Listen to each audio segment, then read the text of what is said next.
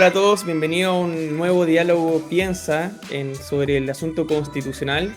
Hoy nos acompaña Paz Anastasiadis, ella es abogada de la Universidad Adolfo Ibáñez, tiene un magíster en Cultura Jurídica de la Universidad de Girona y es diplomada en Sistema Penitenciario y Derechos Humanos de la Universidad de Chile y además cuenta con un diplomado en Descentralización y Desarrollo Local de la Universidad Alberto Hurtado. Paz también tiene una carrera política bien destacada, fue Seremi de Justicia durante el gobierno de la presidenta Michelle Bachelet, también fue candidata a diputada recientemente y actualmente integra la comisión experta en un cupo entregado por el Partido Demócrata Cristiano, participando en la subcomisión de función jurisdiccional y órganos autónomos. Buenas tardes, Paz, y bienvenida y muchas gracias por estar acá en este nuevo episodio de Diálogos Piensa. Muchas gracias, Maximiliano, además por la invitación y por hacer ahí partícipe a las personas que nos estén escuchando de este proceso que también es muy importante, que nos lleva a un cambio constitucional que esperamos que se pueda aprobar en diciembre de este año. Así es, tú eres, Paz, la tercera invitada a este diálogo Piensa, esta serie. El primer capítulo estuvo Renato Garín y recientemente grabamos con Sebastián Soto, quien vicepresidente de la comisión experta. Y la verdad es que yo tenía muchas ganas de entrevistarte a ti especialmente por dos motivos. Y con esto quiero también empezar la discusión. Uno de esos es que tú eres comisionada experta en cupo de la democracia cristiana, ¿no? Así es. Y la democracia cristiana tuvo dos cupos en la comisión experta, para recordarle a la gente que es el órgano encargado de redactar el anteproyecto de nueva constitución, integrado por 25 personas, 24 personas, perdón, de manera paritaria. Y tenía mucho interés en hablar contigo, Paz, porque cuando uno ve los medios, no sé si será una etiqueta exagerada, pero se habla mucho de que tú eres la experta bisagra, por así decirlo, ¿no? Que en el sentido de que tú no tienes ningún complejo en asociarte tanto con los grupos de izquierda y de derecha en ciertas temáticas. ¿Cómo te gusta esa etiqueta, ¿no? Que te llamen como la experta conciliadora, bisagra, que se te ha gustado?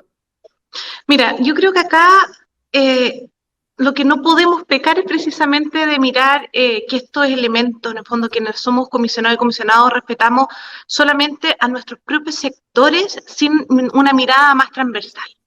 Yo creo que del llamado que tenemos, el mandato que tenemos 24 comisionados y comisionados, es precisamente el lograr tener un anteproyecto, y ese anteproyecto además se aprueba con 3/5, es decir, de los 24, 14 tenemos que estar aprobando una norma, al menos 14. Entonces, desde esa perspectiva no podemos, y yo estoy absolutamente convencida, tras un profundo rechazo en el 4 de septiembre de una propuesta constitucional que tenía una mirada tan maximalista de que no podemos volver a cometer esos errores. Y eso significa que podemos tener efectivamente la conciencia acerca de qué es lo que mejor nos representa entre todos y todos los que estamos conformando ahí, que dice relación directa con la conformación que tiene el Congreso Nacional, que nos han nombrado para formar esta primera etapa, que es la comisión experta, y estamos próximos, viene el proceso, segunda etapa, que es el Consejo Constitucional, que tiene por misión empezar desde este anteproyecto.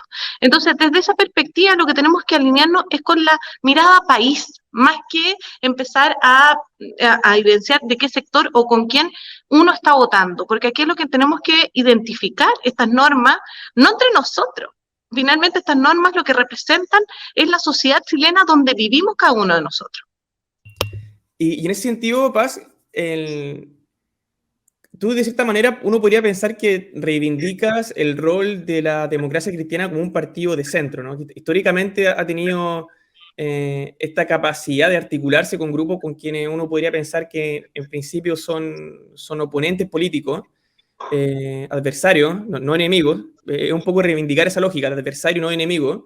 Cuando uno piensa, por ejemplo, en el proceso anterior y uno ve la cantidad de grupos que había, estaba, por ejemplo, y lo nombro de izquierda a derecha, estaba la Coordinadora Plurinacional, Pueblo Constituyente, estaban los movimientos sociales constituyentes, el Partido Comunista, la Federación Regionalista, el Frente Amplio, o sea, y ahí recién parte el Frente Amplio.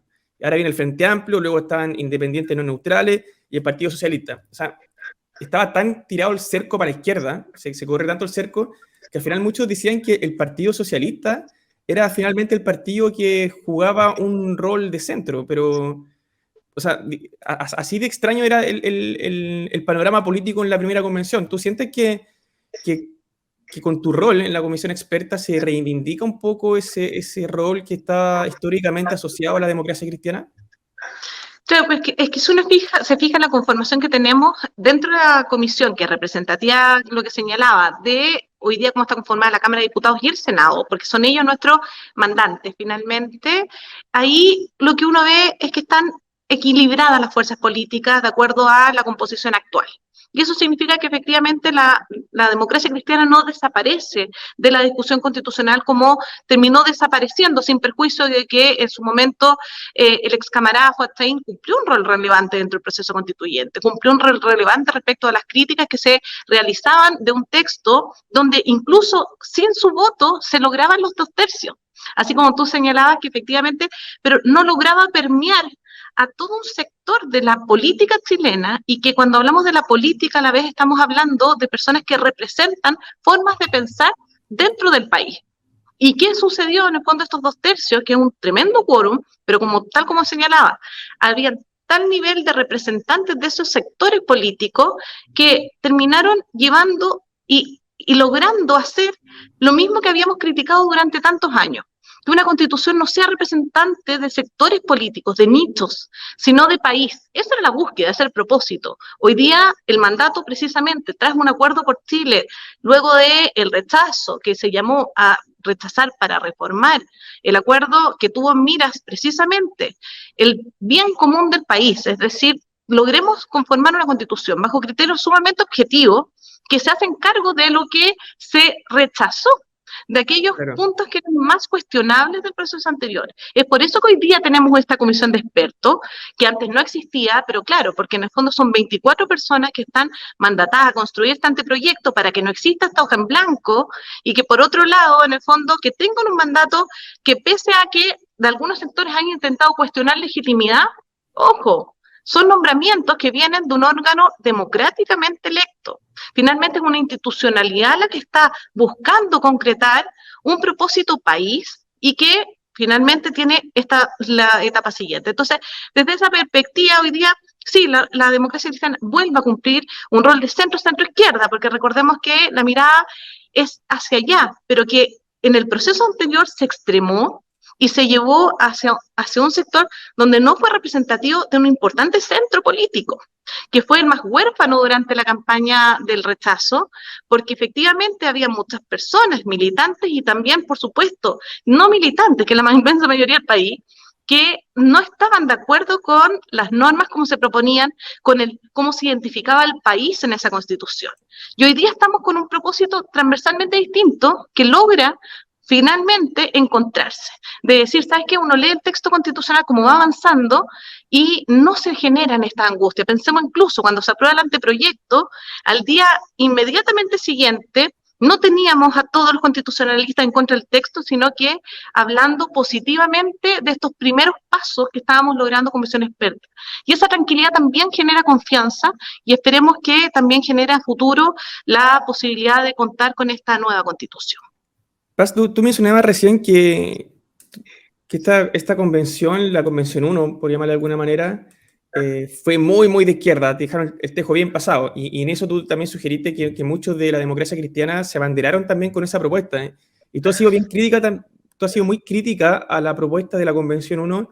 E incluso yo recuerdo una entrevista donde tú decías que debiste haber tomado un rol aún más activo en la campaña por el rechazo.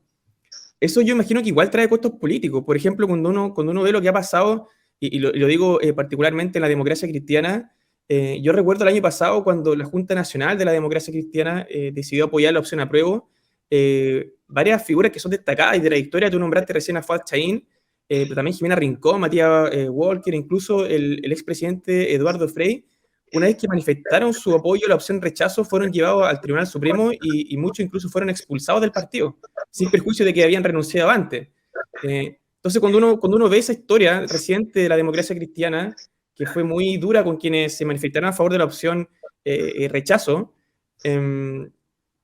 ¿cómo ha sido tu experiencia estando en la DC, estando en la comisión experta y haber sido abanderada al rechazo? Yo sé que por ahí han habido algunos conflictos con algunos integrantes, uno lee por la prensa con algunos miembros de la comitiva DC, digamos, del alto mando de la democracia cristiana, pero tú te has sentido, no diría discriminada, pero tú has sentido que hay una parte de la DC que ha sido dura contigo, y lo digo porque así como se dice que en el gobierno hoy en día conviven dos almas, ¿no?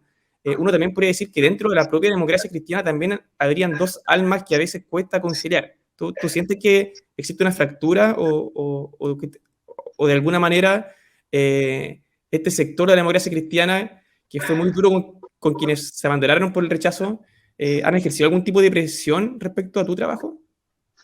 Uno lo podría sintetizar en hoy día, precisamente yo trabajo en la bancada demócrata cristiana dentro del Congreso, en la Cámara de Diputados, entonces desde esa misma perspectiva analizar la persona que está nombrada por la misma Cámara, habiendo tenido posturas disímiles entre apruebo y rechazo entre los mismos parlamentarios, hoy día el nombre de ellos para la comisión experta es el mío. Por lo tanto, desde ahí también uno entrega señales importantes de decir, saben, acá no estamos sancionando, sino que todo lo contrario, también estamos entendiendo y validando a la ciudadanía detrás de las decisiones que vamos adoptando. No es uno ni es otro en contra de otro. Yo creo que este proceso lo que tenemos que aprender precisamente es lograr entender que por mucho que algunos estuvieron por el apruebo, otros por el rechazo, finalmente somos todos parte de este mismo país y tenemos que olvidar en el fondo justamente esas divisiones para poder construir como país finalmente las normas que sean más representativas. Nadie va a encontrar una constitución plenamente hecha para cada uno. Hoy día estábamos en un seminario y lo señalaba muy bien uno de los comisionados que decía, si yo entendiera que esta constitución es perfecta para mí, bueno, estamos logrando esa misma lógica de maximalismo porque en el fondo representa perfectamente, pero mi sector político. Entonces, acá lo que tenemos que encontrar son normas, y lo hemos hablado también como el mismo sector, desde centro izquierda, y lo hemos conversado con los distintos sectores dentro de la derecha, porque acá necesitamos una norma que permita que exista democracia y que la fortalezcamos. ¿Y eso qué significa? Que desde la construcción de sus normas, claro, vamos desde las bases, un Estado social y democrático de derecho que es distinto a lo que hoy día tenemos, un rol mucho más activo desde la perspectiva de remoción de obstáculos a las personas, de entender que los derechos sociales son relevantes en la política pública, mucho más de lo que en el fondo hoy día se enaltece. Y bueno, detrás de eso, ¿cómo combinamos eso con las discusiones de política pública que se vayan generando en el futuro, con distintos gobiernos de distintas tendencias políticas y que puedan democráticamente ir definiendo con el Parlamento cuáles son las leyes que se van a dictar en el país? Hasta hoy día, tenemos una serie de dificultades como país. Tenemos un diagnóstico de desigualdades que nos vienen evidenciando organismos internacionales y también los propios indicadores de política pública chilena. Pero, ¿qué detrás de eso entonces? ¿Estamos bien como estamos hoy?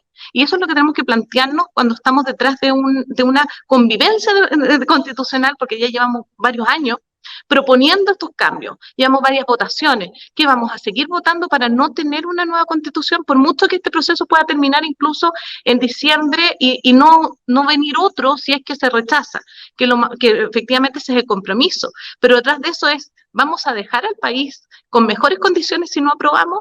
Entonces lo que tenemos que buscar dentro de la comisión y el consejo, por supuesto, y esa es la mirada en el fondo acerca de quién van a ser los representantes en el consejo, la capacidad de entender que tenemos un desafío país en nuestras manos como ciudadanos, como en el fondo espectadores, como electores y también como elegidos de cumplir responsablemente el rol que tenemos. Tú mencionaste recién, Paz, que existe la posibilidad de que a fin de año se rechace esta propuesta y quizá en ese caso sea difícil volver a abrir la puerta a un proceso constitucional. Y lo digo cuando uno ve la conformación del actual Congreso, es bastante difícil prever que se van a abrir los votos o que van a haber votos para ir a un tercer intento. ¿Existe esa percepción o existe como esa mirada de responsabilidad histórica en el sentido de la comisión experta de que hay un riesgo cierto, latente, de que se rechace esta propuesta y si en base a ese diagnóstico sí que es compartido, ¿qué normas hasta ahora se están aprobando que traten de hacerse cargo de ese eventual escenario? Bueno, si uno analiza, yo no sería de la mirada de que esto, a ver, tenemos dos alternativas en el plebiscito, apruebo o rechazo, eso es un hecho objetivo. Pero si uno Claro. no analiza detrás de la encuesta, hay un cansancio constitucional. Podríamos decir en las casas, no, por qué motivo? Tiene una razón clarísima. Venimos de un proceso además fallido, donde la expectativa estaba muy alta en su momento y se fue decantando hasta finalmente terminar con un rechazo absoluto, rotundo, a la propuesta que se estaba construyendo. Entonces, desde esa perspectiva es lógico que las personas no quieran conectarse porque en el fondo hay ya un fracaso vivido, pero por otra parte no se cae la tendencia a tener una nueva constitución que surja en democracia. Y si lo miramos con esos dos factores, lo que estamos entendiendo también, miremos en un fondo como seres humanos que estamos esperando, bueno, díganme en diciembre que esta propuesta realmente comprende los objetivos a alcanzar dentro de una constitución. ¿Y eso qué significa? En el fondo que nos deja con tranquilidad, que nos va a dar estabilidad, que nos permite construir un futuro de país conjunto sin estar, en el fondo, estas mismas diferencias políticas que tanto nos han generado, en el fondo, problemática de entre un sector y otro, porque es la constitución de unos contra los de otros. Acá buscamos una constitución que nos represente. Entonces, y ahí, detrás de eso, bueno, si lo miramos desde esa perspectiva, las mismas bases institucionales que surgen del acuerdo nos están entregando lineamientos de no nos olvidemos que el país que somos y conformamos, que yo creo que es uno de los primeros elementos del texto anterior, que uno partía leyendo una constitución que uno decía, pero ¿qué país es este? Tú Y te uno refieres quiere a entender la plurinacionalidad particularmente, ¿no? desde la plurinacionalidad, de esta subdivisión, de esta mirada tan desde las individualidades, de las autonomías, no solamente, incluso territoriales. Entonces, al final teníamos un sistema político que era imposible ejecutar finalmente y donde necesitas una estabilidad democrática. ¿Y cómo lo hacías detrás de unas normas que en el fondo que ni siquiera estaban separando correctamente los tres poderes del Estado? Entonces, era en el fondo un cuestionamiento a una institucionalidad completa de país que uno dice, ¿dónde está? Si uno se fija, las mismas instituciones, cuando hay baja nivel de aprobación de las instituciones, a veces podría confundirse, entender, bueno, es que la verdad que no me gusta esta institución en particular. Y no nos hemos preguntado quizás que no me gusta cómo se están ejerciendo las funciones adentro de esas instituciones y posiblemente entonces el juicio crítico va en relación a cómo se está ejerciendo el cargo. Entonces, ahí es donde tenemos que plantearnos, sí, somos un país que nos gusta nuestra institución, nos gusta nuestro país, nuestra idiosincrasia. Todos en el estadio velamos por la misma camiseta chilena y de distintos equipos de fútbol, pero por la misma camiseta. Bueno, eso tenemos que construir a través de una constitución. Y ese ánimo está. Yo lo veo reflejado de forma responsable de todos los sectores políticos. Miremos este texto que se aprobó como anteproyecto, más las enmiendas que se han incorporado con el debate que corresponde a realizar, pero comparémoslo con el proceso anterior y no tiene nada que ver. Entonces, incluso con ello, uno dice, bueno, algunas enmiendas reflejan algunas de las normas, ni siquiera las más cuestionadas o criticadas anteriormente. Bueno, pero también representan esos sectores. Entonces, si nosotros entendemos que el debate democrático existe y debemos fortalecerlo, tenemos que permitir que los sectores se expresen. Distinto es que sean las normas que van a construirse, pero Claro. sí tenemos que ir viendo qué criterios nos aunan. Y detrás de eso entonces se va construyendo. Y el anteproyecto lo señalaba. No ha generado una ola de críticas, sino todo lo contrario. Se ha hecho un trabajo serio. Acá partimos con una comisión experta donde la mesa inaugural se elige de forma unánime.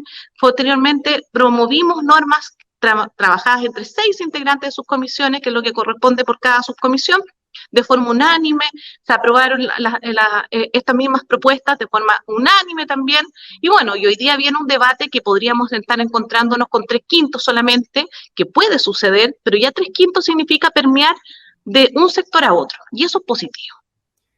Paz, en la deliberación que están teniendo ustedes en la comisión experta, ¿tuve que hay algún punto, algún nudo crítico donde puede que hayan diferencias insalvables? Uno escucha, por ejemplo, el tema del sistema político. Yo diría que al menos a nivel de medios o de elite, por así decirlo, está muy, muy volcada al sistema político y particularmente con esta aparente contradictoriedad entre lo que es la representatividad y la gobernabilidad. Y parece que había en Diagnóstico un partido en que el sistema político actual, donde hay 21 partidos políticos, dos más información, hace más compleja la posibilidad de generar alianzas que lleven a cabo reformas que sean progresivas, permanentes, llevar a cabo programas de gobierno.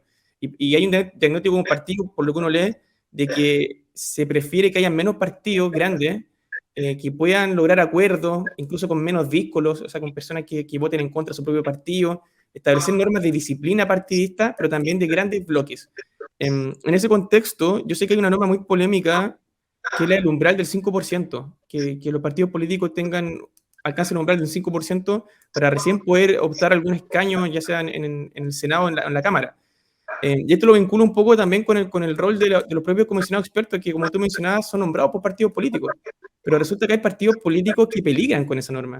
Y uno de esos es la democracia cristiana, que está en duda si que puede alcanzar en los próximos procesos electorales un 5%, quizás por culpa de la misma situación del centro político que tú decías en el proceso anterior, que quedó tan huérfano el centro político que ahora hay muchos partidos que tratan de captar ese electorado. Entonces ya ahora uno puede intuir que hay al menos 4 partidos políticos más los que están en formación que se van a disputar el mismo electorado, que antes era de la DC.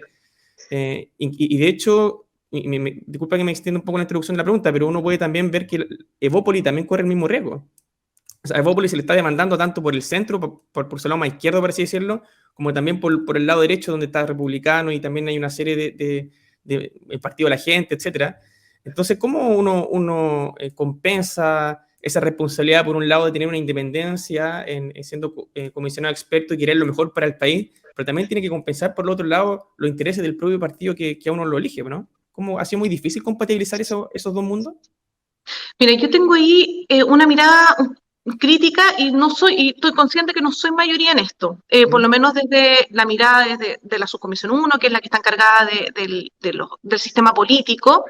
¿Y por qué razón? Porque en el fondo estamos hoy día con un diagnóstico que no dista del diagnóstico que tenía el año 2015 el proyecto de reforma del sistema electoral que presentó el segundo mandato de la presidenta Bachelet.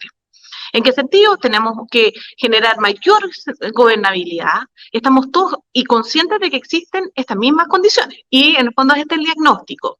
Y luego entonces tenemos partidos políticos que a veces dentro de su actuación actúan irresponsablemente, por lo tanto necesitamos mayor orden para que esta democracia conviva de mejor manera.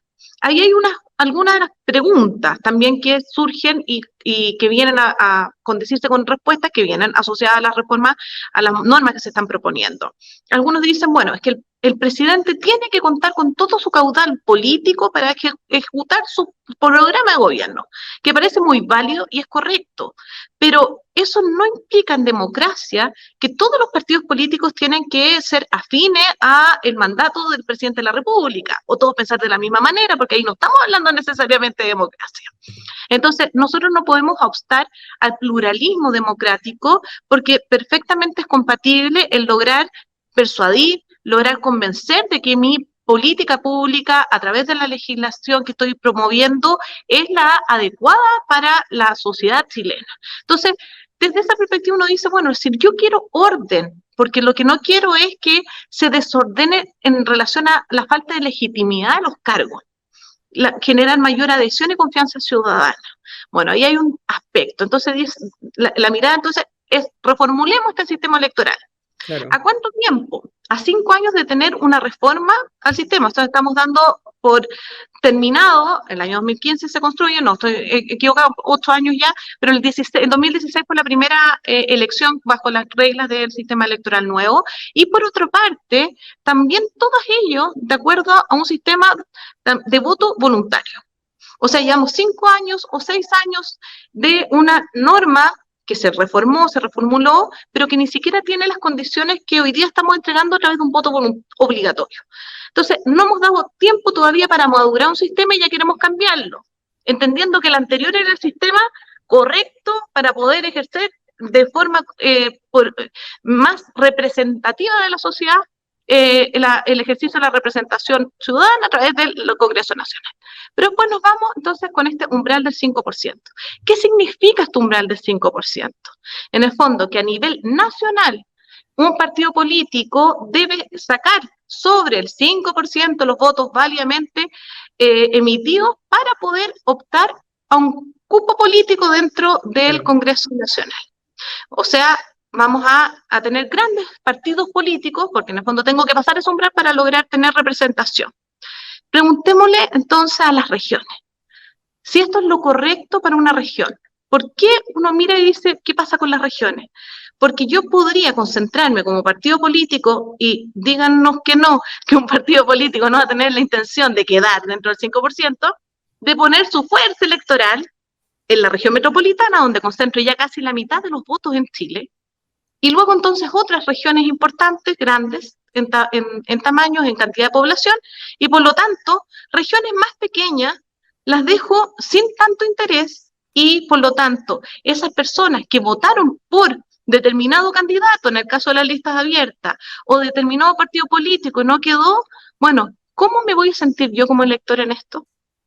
¿Qué representación le estoy dando entonces a esa región, a ese, incluso si es lista abierta, a ese candidato que sacó la primera mayoría, pero su partido no alcanzó el 5%? Podemos tener en la región de Valparaíso un candidato súper votado, el otro siguiente súper votado, pero el partido no logró el 5%, por lo tanto ambos se van de vuelta a la casa y muchas gracias por haber concursado. Pero tú estás de acuerdo, así, aprovechando que yo nunca lo he visto desde ese punto de vista, me parece muy, muy interesante.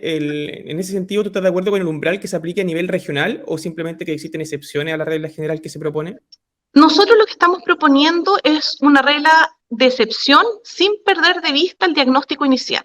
¿Y en qué sentido lo señalo? Nosotros decimos, bueno, aquellos partidos que no alcancen un umbral, que se les sancione. ¿Y cuál es la sanción que se les puede aplicar?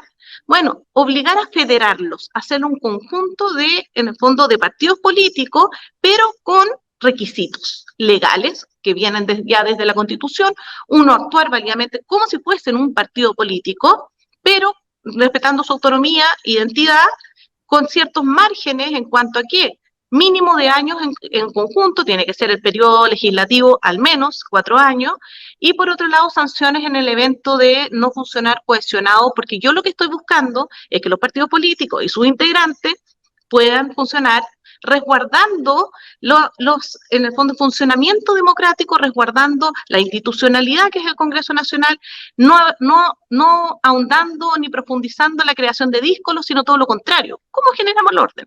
Y esto no dista a ese diagnóstico, no obstruye el umbral. ¿Por qué? Porque pongo condiciones y no cumplo el umbral, pero a la vez logro que aquellos que tuvieron elección preliminar como candidato, no terminen de vuelta a la casa, sino que ese elector tenga finalmente su representante dentro del Congreso Nacional. ¿Pero cómo aplicaría, ¿cómo aplicaría en ese caso? Me pongo en ese caso, claro, pero uno podría contraargumentar, pero que en ese caso entonces que se fusionen esos partidos mejor, pues.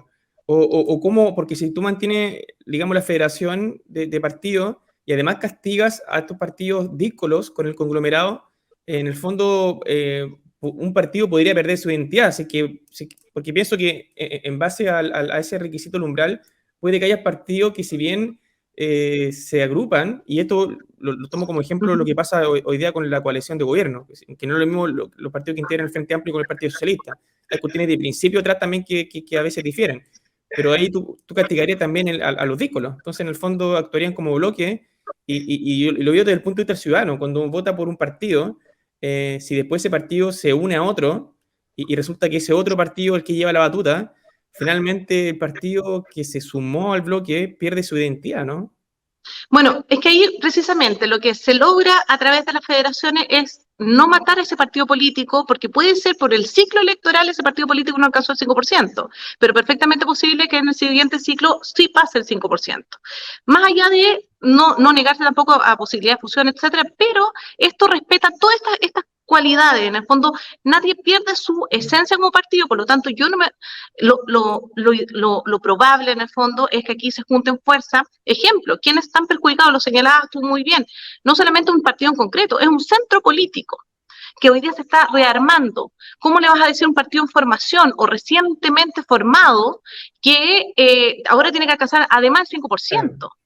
Entonces, ¿qué posibilidad hay que gente se interese en esos partidos políticos, que quiera ser electo para llegar ahí? Entonces, cuando uno dice, bueno, es que se pueden unir interesadamente, y uno de verdad cree que interesadamente no va a llegar un candidato a presentarse al partido que sí va a lograr el 5%, entonces, si no perdamos de vista que tenemos personas y que funcionamos de una determinada manera, con intereses y no, pero bueno, lo que tenemos que arreglar es el orden, el funcionamiento. Y además también, en el fondo, la política tenemos que mejorarla en concreto. Pero por otra parte, yo quiero ahí hacer el punto respecto de ejemplos que muchas veces han dicho. ¿Qué ejemplos de países tenemos para poder llevar a cabo esta propuesta? Y la verdad que muchas veces se comenta que es Alemania. Alemania no tiene este mismo sistema de umbral. Lo que tiene son 2 votos. Entonces, uno lo reciben, cada distrito elige uninominalmente a un candidato y por otro lado hay el otro voto donde se vota por partidos políticos. Entonces, esto como se llama listas cerradas, que también es una de las opciones que hoy día se están revisando dentro de la misma subcomisión de sistema político. Entonces, y ahí se conforma finalmente el Parlamento alemán, donde en un sistema además parlamentario. Y luego entonces, ¿qué se hace? Se definen entonces uninominalmente y la proporción en relación a este umbral que deben pasar los partidos políticos. Partidos políticos que además no se les exige tener con ningún otro requisito que la voluntad de asociarse para ser un partido político en Alemania, a diferencia de Chile también. Entonces, ¿es el mismo modelo? No, no es el mismo modelo alemán. ¿Qué modelo tiene exactamente lo que tenemos del umbral del 5%, incluso con esta posibilidad que se está también debatiendo de que la elección sea conjunta con la elección presidencial en esta segunda vuelta? Es Perú. Perú tiene este ejemplo. Desde el año 2005 tiene que el umbral de este 5% para poder entrar los partidos políticos a tener representantes dentro de este parlamento que tienen, hoy día en el fondo están en la discusión de esta vuelta a estas 2 cámaras y no solamente una. Entonces, ahí tenemos un ejemplo, pero lamentablemente también vemos las dificultades que tenemos a nivel latinoamericano de lograr tener estos, de fondo, estas decisiones de umbrales o estas decisiones electorales. Entonces, uno debiese no enamorarse de un factor en concreto como creer que acá tenemos la solución, sino desde la perspectiva de logremos conjugar, que es lo mismo que hicimos en el sistema en Poder Judicial, que teníamos una alternativa, bueno, conjuguemos, busquemos el óptimo, no entendamos resuelto un modelo, porque existen otros países, si además tenemos características como es propio de un sistema constitucional, que se hace cargo de la idiosincrasia chilena. Somos un partido, incluso, o sea, un país que promueve y tiene la permanente creación de partidos políticos. Incluso en el sistema binominal había una numerosa conformación de partidos políticos que finalmente con este sistema representativo algunos entraron. Entonces, todavía creo que queda por definir, queda por masticar. Yo insisto en no enamorarse de la idea del umbral del 5% sin reflexionar acerca de lo que significa. Incluso una lista cerrada, que es la otra alternativa que se pide, Sí. dice... ¿Tú estás de acuerdo con eso? Para explicarle a la gente, porque la lista cerrada, a veces quien ve este capítulo va a decir, ¿pero qué es una lista cerrada? Eso básicamente que la gente vota por partido político, no por una persona determinada. Y es el partido político quien decide quién, en relación a la proporción de escaños que le corresponde, quién va. Eso a mi juicio, yo no sé cuál es tu opinión sobre eso, quizás partir por ahí. ¿Tú estás de acuerdo o en desacuerdo con la lista cerrada? Claro, efectivamente tenemos hoy día 2 sistemas, en el fondo la lista abierta, que es lo que conocemos hoy, que uno vota por entre medio, porque en el fondo uno vota por un candidato, pero esa lista tiene que sacar la cantidad de votos suficiente para que ese candidato, que es en el fondo con mayor número de votos, sea finalmente el escaño a elegir. Entonces, pero normalmente tiene mucha, en el fondo, combinación entre lo que se vota el candidato más votado con el candidato electo dentro de esa lista. Eso sucede normalmente. Pero en el fondo, claro, si la lista tiene pocos votos, por mucho que él haya tenido unos votos importantes, incluso superiores a otra lista que es mucho más votada, podría terminar no saliendo, pero no es lo que no estamos acostumbrados, porque medianamente se dan esos factores combinados y uno dice, voté por el candidato y salió el candidato, pero uno vota por una lista. Pero yo decido a quién de esa lista, además le estoy entregando. Esa es la lista abierta, lo que tenemos hoy día como sistema. La lista cerrada tiene esta característica, claro, hace una combinación más directa con el 5%, porque en el fondo es más fácil. ¿Cuántos partidos? Entonces yo no identifico tanto al candidato perdedor, en el fondo el que se va de vuelta para la casa, como decíamos antes, porque en el fondo estoy votando por partidos políticos, Pero también tenemos que entender, y eso es otro de los elementos relevantes en un sistema electoral, quién vota y cómo le estamos respondiendo al elector dentro de este sistema. Entonces, el umbral ya tiene este factor de que mi candidato se puede ir para la casa y no voy a tener representación alguna con ese candidato. Entonces, cuando incluso decimos esto de meter la mano a la urna, bueno, te revuelve un poco la urna, porque en el fondo no necesariamente vamos a tener decisión respecto a quién llega al Parlamento, pero incluso más, en una lista cerrada tenemos el problema grave que tenemos una baja aceptación de partidos políticos. Cuando uno ve que va el nivel de aprobación, 2%. Claro. ¿Cuántos somos militantes de partido político? También, muy baja población del país es militante de partido político. Pero le vamos a decir al elector, vote por un partido político. Entonces, es complejo cambiar de esa manera y generar una legitimidad a ese sistema con todas estas características que tiene. Por Bueno, eso yo creo que... ahí en el fondo como que respondiste la pregunta en el sentido de que no parece estar muy a favor de la lista cerrada. Y a mí me hace sentido igual, a mí me hace ruido esa propuesta, porque tú mencionabas delante, que tú dijiste, uno tiene que tomar en consideración la idiosincrasia del chileno. Y es muy complejo, por mucho que en abstracto esto parezca tan ideal de votar por lista cerrada, por partido. Claro, el privarle a la ciudadanía del derecho a votar por una persona, me parece que es caldo de cultivo para un rechazo. Yo diría que un rechazo seguro. O sea, yo creo que mañana se le hace muy fácil la campaña al rechazo, digamos, una propuesta como esa. Sí, no me gustaría extraer en el fondo o sea, las decisiones en eso, pero sí tiene un factor relevante. Bueno, sí. Y además es un factor relevante que en el fondo que apunta a hoy día a cuestionar o hacerle cuesta arriba al menos el proceso que está viviendo un centro en el país.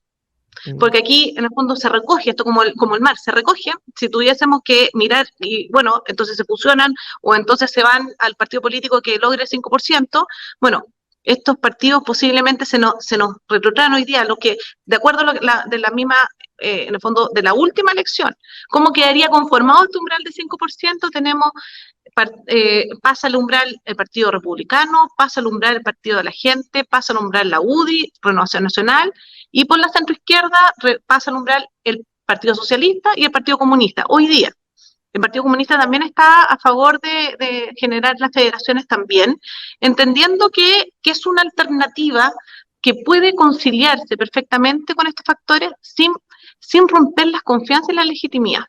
Porque yo creo que eso es lo más trascendental, no podemos olvidar al elector. Yo les comentaba, fui a exponer a esa comisión, les decía, no podemos tener la vista hacia dónde proyectamos esto, en el fondo ya el Congreso, y aquí va a funcionar todo perfecto, si no estamos viendo desde dónde tenemos que generar la legitimación de todo esto, que es desde los electores, desde la ciudadanía. Recordemos que el Parlamento es un órgano que representa al pueblo soberano. Por lo tanto, yo insisto, es importante que sigamos dando pasos, retroalimentemos nuestras conversaciones y no nos cerremos a abrirnos a aquella mejor fórmula que combine distintos factores donde no nos desentendamos de las personas en el texto constitucional. Y sobre todo, o sea, yo lo señalo porque además somos de regiones, por lo tanto, entonces, de las personas de las regiones. Si insisto, el umbral 5% es bien fácil sacarlo a aquellos partidos que tienen buena representación en las regiones más grandes. Otra cosa, Paz, tú formas parte de la Comisión de Función Jurisdiccional y Órganos Autónomos. Claro, uno puede, estuvimos hablando harto de sistema político recién, pero para la gente eso puede sonar como, cuando uno empieza a hablar de sistema político, es como casi, no, eso lo hablan los políticos para arreglarse entre ellos, no logra permear, creo yo, la ciudadanía. Pero lo que sí parece que hoy en día hay una demanda, o sea, sí que uno puede decir que quizás los medios o la élite está más preocupada del sistema político. Yo creo que, a mi juicio, quizás esto es una cuestión muy subjetiva, pero yo creo que la ciudadanía hoy día, si tuviese que echarle mano o reformar algo, yo diría que de 10, 8 te dirían la justicia.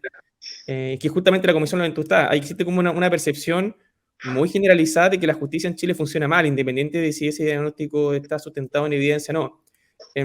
Y cuando uno ve lo que es la convención anterior, claro, hacía mucho ruido esto de los sistemas de justicia de partidos. O sea, ya el nombre ya no era poder judicial, sino sistemas.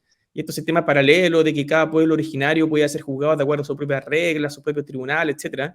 Yo creo que eso también generó bastante anticuerpo a la propuesta, pero por sobre todo me da la impresión de que algo, o la ciudadanía espera que algo se haga respecto al Poder Judicial, más que concentrar la discusión en el Congreso y el presidente. En ese contexto, y aprovechando que tú formas parte de esa comisión, ¿qué es lo que se está conversando en esa comisión? ¿Qué tan distinta va a ser la justicia chilena en el anteproyecto de nueva constitución? ¿Se puede adelantar algo? Bueno, de acuerdo a lo que ya llevamos como anteproyecto, a ver, si hablamos de justicia y de poder judicial propiamente, y que quedó establecido incluso en las bases que su nombre no podía ser reformulado, que me parece muy correcto, porque en el fondo efectivamente venía una inquietud tremenda respecto del funcionamiento, qué iba a suceder con este sistema de justicia, distintas justicias dentro del país. Entonces, acá teníamos un rol muy relevante. Cuando hablamos del Estado de Derecho, de la democracia en sí, ¿quiénes son los órganos garantes? Especialmente son tres poderes del Estado: el Poder Ejecutivo, el Poder Legislativo y el Poder Judicial. Por lo tanto, debilitar el sistema judicial en cuanto a su conformación, lo que estamos debilitando es el Estado de Derecho. Entonces uno dice, bueno, y claro, lo relevante es que tenemos dos poderes que son sumamente políticos, el Ejecutivo, el Legislativo, pero este poder es garante de que los derechos que emanan desde la Constitución y, por supuesto, las leyes dictadas conforme a ello, tengan finalmente su concreción, si es que se están vulnerando en su ejercicio.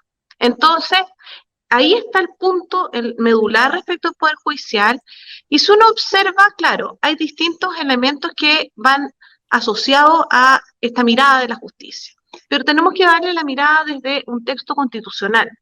No necesariamente entonces nos podemos hacer cargo de estos aspectos que podrían ser a veces muy cuestionables respecto de la rapidez, la celeridad que podamos tener en decisiones que se adopten o de sistemas. Recordemos que las propias reformas, tanto civiles, de familia, laborales, la misma reforma procesal penal, son leyes, no son parte de la Constitución.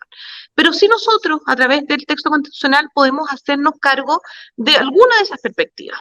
¿En qué sentido?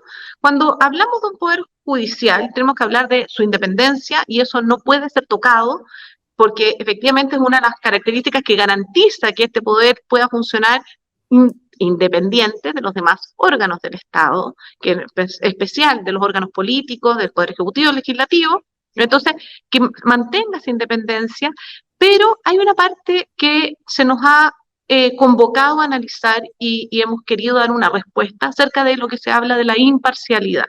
Efectivamente, también existe una imparcialidad que se habla externa. El juez no está obligado, por mucho que hayan presiones externas, a fallar de una determinada manera, pero también nos han hecho presente acerca de las presiones internas que pueden sentirse teniendo en relación a qué. Por ejemplo, si yo fallo de una determinada manera y a futuro yo postulo a un cargo dentro de la estructura jerárquica superior, ¿puedo alcanzar ese puesto si fallé en contra de lo que mis superiores habían fallado? Y ahí viene entonces la posibilidad, y que se toma en parte uno de los puntos que se planteaban en el proceso anterior, que viene de la mano con la Asociación de Magistrados, con lo mismo que el Poder Judicial está señalando, que dicen, bueno, busquemos una forma de nombramiento que limpie este funcionamiento de que se generen incluso el solo hecho de tener inquietudes, el solo hecho de sentir que no estoy con toda la imparcialidad suficiente porque quiero postular a algo y creo que de esta manera podría tener algún entorpecimiento mi fallo. Entonces, bueno, busquemos un sistema de nombramiento que no sea directo del sistema que hoy día, como hoy día se ejerce, que a través de, en el fondo, de las regiones van los jueces de instancia, postulan ante la Corte de Apelaciones, la Corte de Apelaciones emite su terna hacia el Ministerio de Justicia, que es finalmente el que decide el nombramiento de los jueces. Entonces, busquemos quiénes deben integrar. Pero ¿qué hicimos también nosotros? Dijimos, no podemos volver a tener el error que tenía el proceso anterior de un solo consejo, Claro. que se hacía cargo de todo. Yo nombro... Y ahí se iban al chancho para el otro lado, porque, por ejemplo, muchos decían que ahí se politizaba. Claro, le sustraían poder quizá al propio funcionamiento interno, a la influencia que tenía la misma estructura jerárquica del Poder Judicial, pero también de esos 17 miembros, 9 eran o habían uno importante, eran 5 integrados nombrados por el Congreso, entonces había un riesgo de politizar también la función jurisdiccional, que irse al otro extremo, quizás incluso más dañino. ¿Cómo están compensando digamos, esas dos polos que parecen a veces muy incompatibles entre quitarle lo que tú decías, que no dependa tanto lo que se llama también coloquialmente el besamano, que básicamente es que estar de acuerdo con todo lo que dice superior, o si no, no hay posibilidad de ascender, pero también de no dejar que los nombramientos se dejen llevar por un criterio más bien político que técnico? ¿Cómo se hace? Claro, nosotros lo que hicimos, estamos todavía viendo cómo se integran. El día lunes, martes de la próxima semana vemos las enmiendas en relación a su conformación de la integración, pero ¿de qué? Nosotros dijimos, no podemos volver a mantener en un solo órgano, que también era exceso de poder, determinando toda la judicatura a nivel nacional, estaba en un solo órgano, con 9, 12 integrantes, pero en el fondo todos ellos tenían un poder concentrado, decidiendo a quién nombro, a quién evalúo, a quién sanciono y también a quién forma. Entonces aquí dijimos, no, acá tenemos que hacer separación de funciones, de manera que el nombramiento no venga de la mano, además de quien evalúa. Porque Claro. si queremos que estos órganos logren las imparcialidades y no excedan en su poder, porque en el fondo también desde la norma constitucional uno tiene que precaver cómo se controla el poder para evitar que se vulnere finalmente el objetivo de la ley o de la norma constitucional en este caso.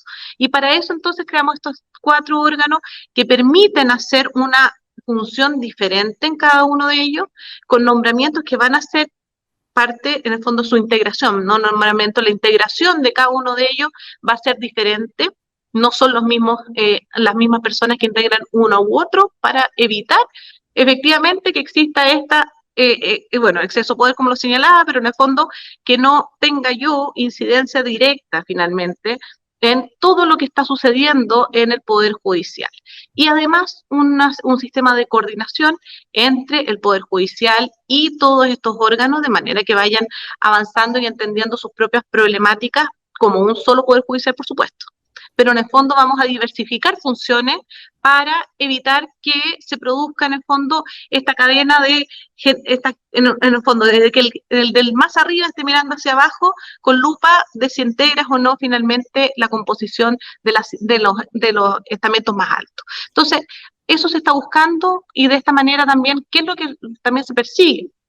Que esta imparcialidad se logre también de forma interna, es decir, que los jueces también se sientan al menos dentro de la estructura más libres para fallar, independiente de que entendemos que el sistema judicial, más allá de cuestionamiento y crítica, en su esencia no es un sistema que falle en el país, sino a todo lo contrario, es garante de la institucionalidad democrática.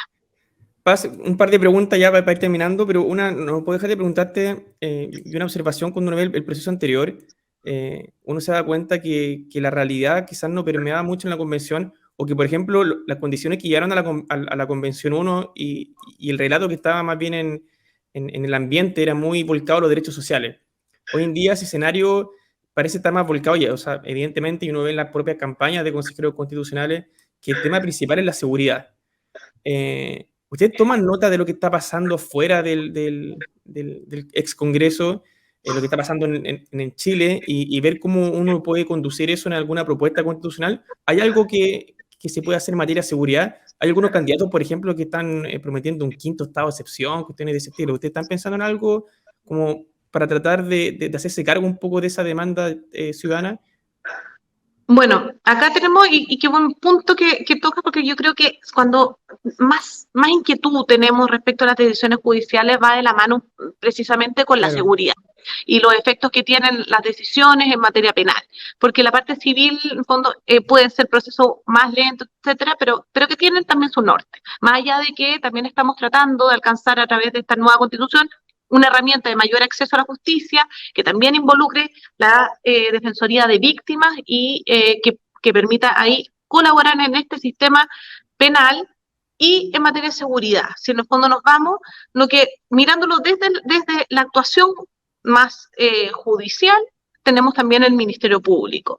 Y desde esa perspectiva, tomando en consideración la exposición del mismo fiscal nacional, que lleva pocos meses asumido, pero además que ha hecho una gestión relevante en dar señales, en el fondo, en materia de cómo vamos a abordar la política criminal en contra del crimen organizado, del narcotráfico y los actores que han ido a exponer. Bueno, finalmente lo que tenemos hoy día es una propuesta de una fiscalía que sea más flexible a la realidad criminal que hoy día está viviéndose en el país y poder entonces garantizar desde esa manera una estructura que permita investigaciones penales atendiendo las características. ¿En qué sentido? Hoy día tenemos una fiscalía, fiscalías regionales, pero donde la comunicación y coordinación no es tan directa entre fiscal nacional y esa fiscalía. Y incluso una investigación de una fiscalía regional determinada con la otra no conversan positivamente o no necesariamente conversan porque están guiados por fiscales distintos y por lo tanto con competencias distintas, autonomías entre comillas distintas en relación a la investigación que cada uno lleva. Y cuando estamos hablando de un crimen organizado que se extiende por el territorio nacional o el mismo narcotráfico, estamos hablando de crímenes de grave connotación y además que flagelan nuestra sociedad y que necesitamos efectivamente todo lo contrario, coordinación. Y para ello entonces le entregamos más facultades al fiscal nacional en cuanto a la dirección que tiene respecto de las fiscalías regionales, pero también estamos creando una fiscalía supraterritorial, donde esta fiscalía se pueda hacer cargo de aquellos delitos de alta complejidad y que permitan en el fondo investigar de forma más resuelta, más expedita, lo que está sucediendo en todo el territorio sin tener que estar pidiendo región por región permiso para poder investigar o para poder tener acceso a la información que han tenido. ¿Y qué pasa?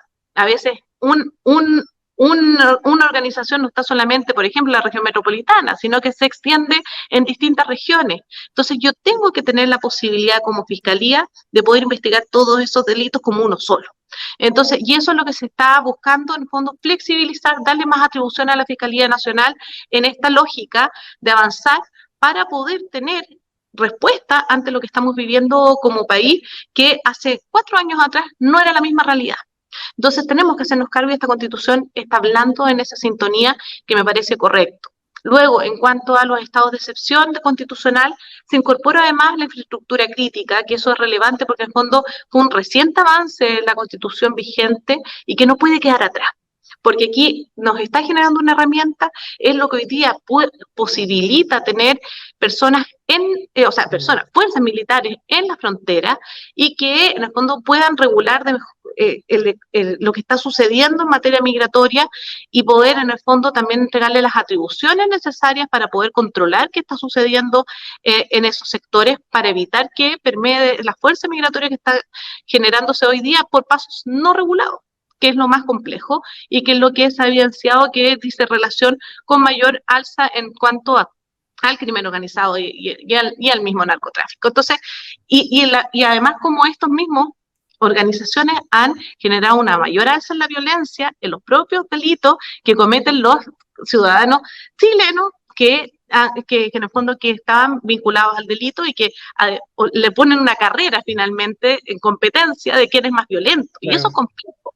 Nuestra realidad cambió, pero que también es un problema, porque tenemos que identificar ya no solamente los factores de riesgo asociados a la población que entendíamos como sociedad chilena, sino que además ahora entró otra población que todavía no entendemos su idiosincrasia y que tenemos que abordar porque también es parte de los que están cometiendo delitos y que generan en el fondo los efectos negativos y flagelos finalmente al territorio nacional, a la democracia. Entonces, eso se debe buscar y por supuesto que cualquier iniciativa que colabore en ello es necesaria, pero tampoco podemos suponer que las respuestas a toda la materia de seguridad va a estar desde la Constitución, pero sí dar señales, así como en su momento también algunos aprobábamos el capítulo de Fuerzas Armadas, de Fuerzas de Orden y Seguridad. ¿Por qué motivo?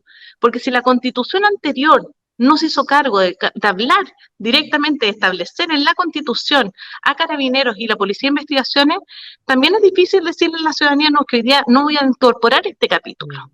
Bueno, aunque sea algo simbólico, aunque sea algo más bien simbólico. Y porque también tenemos que empezar a entregar, claro, simbólico, pero porque necesitamos entregar confianza a la ciudadanía de que estamos actuando de forma correcta. Pero tras eso y el debate que existió, siempre se señaló que se iban a hacer cargo de esto y hoy día sí tenemos dentro del capítulo del Poder Ejecutivo un apartado que dice relación con Fuerzas Armadas, de Orden y Seguridad y podemos hablar ya tal como decía, las bases, por supuesto, de Carabineros, de la Policía de Investigaciones, y por lo tanto estamos entregando los elementos necesarios en materia de seguridad para poder avanzar, pero también, por supuesto, creo que todo lo que pueda complementar y ser una iniciativa correcta, no populista, creo que es necesaria de analizarla dentro de un texto constitucional. Oye, está sonando un pito de fondo, no sé, yo pensé que erais tú, pero era una cuestión que está sonando acá en el edificio.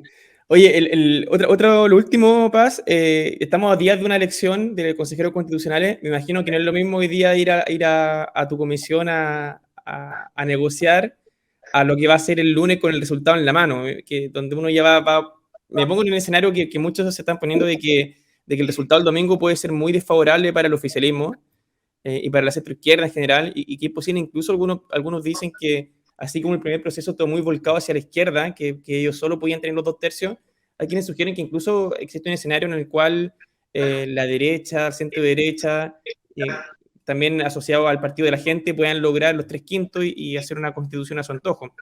¿Cómo está el ambiente en la comisión experta? ¿Hay algunos temas que se estén dejando aparcados a un lado justamente a ver cómo se conforma el futuro órgano, no? Mira, yo creo acá que tenemos una misión que está mandatada desde que supimos nuestro nombre y desde que asumimos el cargo. Acá nosotros tenemos que tener el esfuerzo de generar un anteproyecto, que en el fondo que es la norma que tiene que conocer el Consejo Constitucional.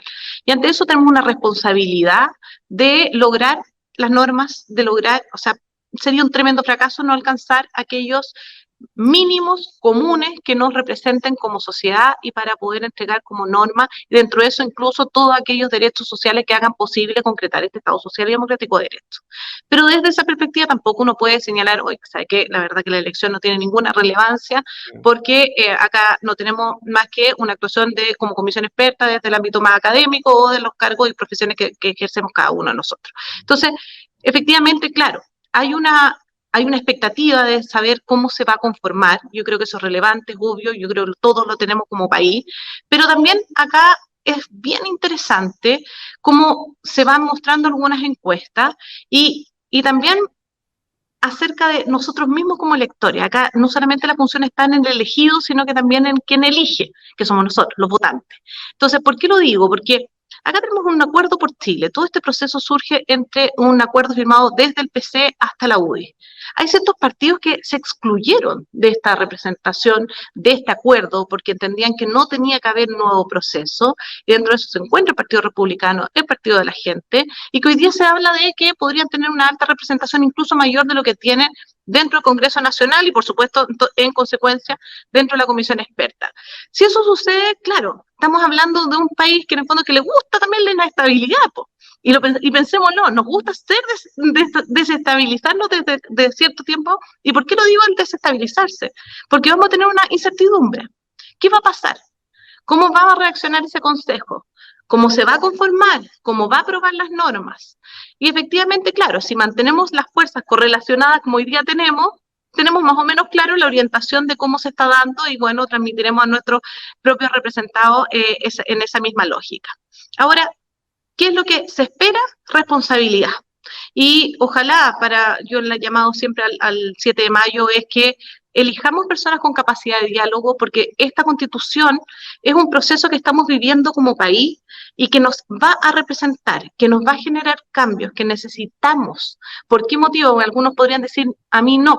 Bueno, como país, ¿cómo estamos? Si miramos hacia atrás, estos mismos indicadores que señalábamos, tenemos una tremenda eficiencia en cuanto a la igualdad de ingresos. Tenemos que tener un Estado que sea capaz de mirarnos y de hacernos mirar de forma más solidaria. Entonces, hagámonos más activos en el rol del Estado, así como decimos, bueno, la violencia y la inseguridad, como se está tomando en las calles, bueno, también tomémonos de nuestra República de Chile. ¿En qué sentido? De ir con un papel, un lápiz, votemos por aquellos que son mejores representantes para alcanzar y promover una constitución que nos entregue reglas superiores a lo que estamos viviendo hoy día. Y para eso, en el fondo, tenemos que proyectar una constitución que sea representativa, que no sigamos en estas pugnas permanentes entre un sector y otro respecto del texto constitucional, avancemos, superemos etapas. Y dentro de esa superación tenemos que entender que tenemos que convivir entre todos, encontrarnos en las normas y por supuesto también nosotros como comisionados tenemos un rol para aquellos que resulten electos. Y ese rol también es transmitir este mismo espíritu de decir, bueno, acá estamos generando transformaciones de país, no extremas, sino que transformaciones que nos permitan encontrarnos en una democracia fortalecida, ¿en qué sentido? De entregar reglas más claras y también que propendamos entre todos a entregar condiciones de país que nos permitan ser más solidarios, ser más humanos. Finalmente hoy día estamos con un alto índice de violencia que permea a través de todas estas agrupaciones criminales, pero que nos deja mucho más exaltados, mucho más reaccionarios y que ojalá volvamos a esa identidad que nos ha caracterizado tantos años de ser un pueblo mucho más solidario. Y en mirarnos entonces de una manera más justa. Aquí nadie está diciendo de un Estado que en el fondo que sea monopólico respecto a de las decisiones que se adopten. Acá desde las bases ya se entregaron lineamientos para que entre todos entendamos que el Estado promueve, remueve obstáculos, pero deja convivir a público y a privado, a cuerpos intermedios para poder en el fondo entre todos entregar la sociedad que queremos vivir y dejarnos las puertas abiertas para ello. Pero mirando, si nos gusta siempre pensar en ser mejores, bueno, mirando hacia Europa, quienes están hace ya años con Estado social y democrático de derecho y avanzan también como sociedad en esa perspectiva. Paz, Anastasia, muchas gracias por estar con nosotros. Una última cosita, si tú quieres, pues siempre dejamos un espacio para que recomienda algún libro, serie, etcétera, no necesariamente vinculado a tu labor como cocinado experto o relacionado al derecho, sino más bien para que la gente te conozca. ¿Hay alguna serie, libro que estás leyendo, que estás viendo? Bueno, a mí me gustó mucho en esto mismo, para entender un poco los movimientos y de la política y también de cómo hay búsquedas en propósito de hacer bien las cosas, a veces equivocarse, pero también hacer bien las cosas. Borgen. Recomiendo Borgen, que está en Netflix y que creo que ayuda mucho a entender los pasos, los procesos de una forma bien humana, encima con un liderazgo desde una mujer, así que desde esa perspectiva creo que conviven ahí elementos para analizar, para a veces enojarse con quien tiene los cargos, otros no, pero que también hay un anhelo de buscar algo mejor como sociedad.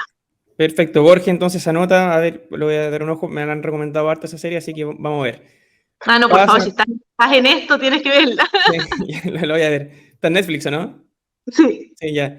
Muchas gracias, Paz, por acompañarnos y te deseamos todo el éxito del mundo también en esta etapa, que no se acaba solamente con la entrega del anteproyecto, sino que después tú sigues como integrando el Consejo Constitucional con derecho a voz. También tengo la impresión de que va a cumplir también un rol bien clave junto al resto de los comisionados. Así que muchas gracias por acompañarnos, se me pasó volando, ya llevamos una hora, más de una hora incluso, y espero contar contigo en otro episodio más adelante, quizás analizando, si Dios quiere, el triunfo de la prueba a fin de año, ¿no? Así que llegamos a un texto de consenso. Así que muchas gracias, Paz. Muchas gracias, Maximiliano, también por contactarme y también la Fundación Piensa. Que esté muy bien. Hasta luego, chao, chao. Hasta luego.